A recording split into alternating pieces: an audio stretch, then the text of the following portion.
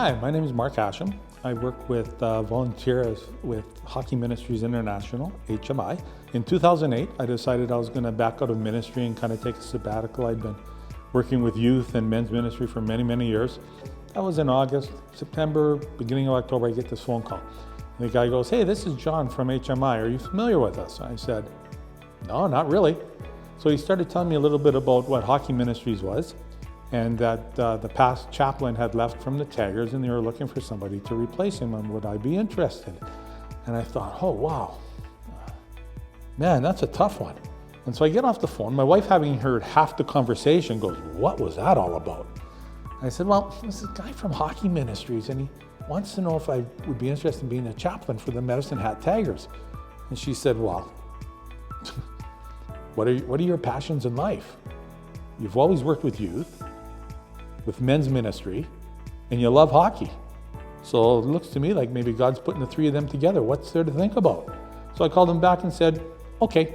That was 2008. I'm now in my 16th season as chaplain for the Medicine Hat Tigers.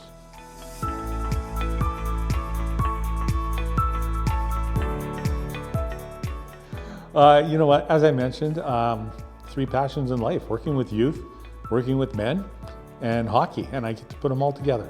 You know what, for most of these guys, it's the only type of church they ever get.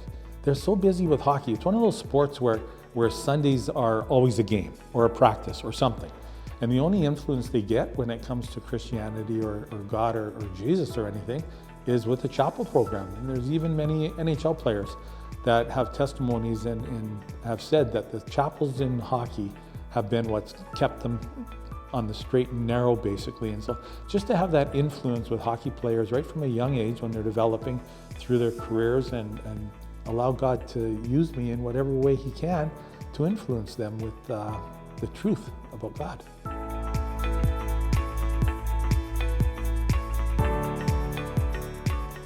Oh, so many things over the past 16 years. There's been, I remember one time I got called by GM of one of the hockey teams in town, and he said, "Mark, can I talk to you?" And sure. We started talking. He was telling me about a young man who the team was concerned was talking suicidally about suicide, and he wanted to know if I could help him out. And I said, "Absolutely." And so he asked me to meet him at Hat High, and I did that. Went down there and walked in, and there was the GM and the school counselor. And so we talked for a little bit, and then they had me go in with the GM to this room with the hockey player. And so passionate about youth and the struggles they go through and stuff, and just being able to pour into him a little bit. Now, one of the first questions I asked him was, "Do you believe in God?" And he said, "Yeah." And I said, "Have you attended church regularly?" He said, "I'm too busy with hockey and not haven't been able to." And so my next question is, I brought with me we produce a Hockey New Testament, which has tremendous stories from NHL players and other professional sports and stuff. And I asked him if he would like one, and he said yes. And so I gave him the hockey book, and we just talked a little bit about different things. He comes from a small town, I came from a small town. We could identify. After the conversation was going, I came to realize really quick that he had anxiety problems. And so I asked him about it. God had just placed that on my heart, and he said, "Yeah, I was taking medication for it, but I'm off my meds." Okay. Do you think that might be part of the problem? And he goes, "Yeah, it's just, I didn't want the team to know," type thing. So and he was really, really, really open. So we had a really good conversation. And when we were done, I went out, and the school counselor had called the police to come down. And so I come out, and I see the police officer there, and I looked at him and I said, "Yeah, we're not going to need you today."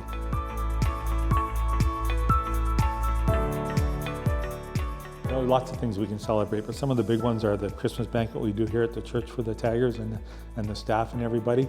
We get between 100 and 125 people out, the players, their billets, team officials, the owners, the coaches, trainers, and their families and stuff. give them a Christmas meal. We always have a word about Jesus, the story of Jesus and his birth, and share the gospel with them. So there's like, it's a huge outreach. These people, most of them never darken the door of a church. They never have an opportunity to. They're so busy with hockey and life. And we get a chance as a church to pour in and just celebrate this opportunity to share the gospel with not only people that live in our communities, like the billet families and stuff, but the players that come in. And again, they're starting at age 14 to 21. Just the influence we get to have as a church on this many people in just a perfect setting at Christmas time is so huge and such a celebration.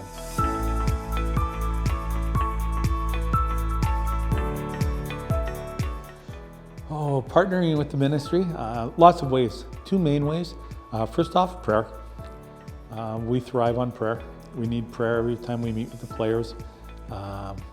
Talk with them. Sometimes it's a text, sometimes it's a phone call, sometimes it's in person at the chapels.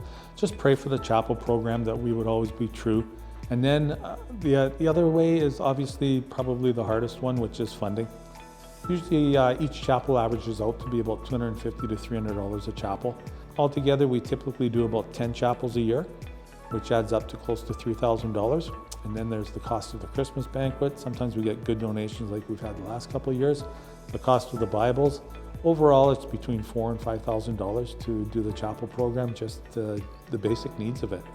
And so if you feel led and you want to put something towards HMI or towards the Hockey Tiger Chapel program, then just on any donation, whether through e-transfer or cash or envelope, just mark Hockey Chapels, and we'll make sure it gets into that budget and that we use it to glorify God and being able to share the gospel with the players.